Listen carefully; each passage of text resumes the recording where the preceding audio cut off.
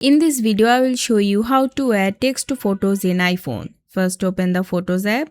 Then select the photo that you want to add text. Next, tap Edit from the bottom.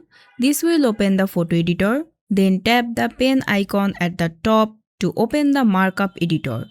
Tap the plus icon. Then tap Add Text. This will add a text box to your photo. You can move it wherever you want. Double tap inside the text box. Then enter your text.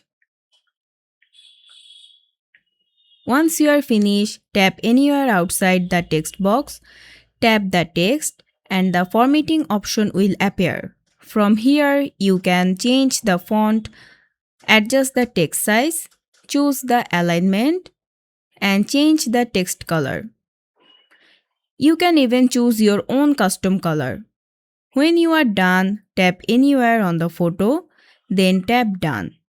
Confirm again by tapping Done. And that is how you can add text to photos in iPhone. I hope this video is helpful. If it was, please give it a thumbs up and don't forget to subscribe.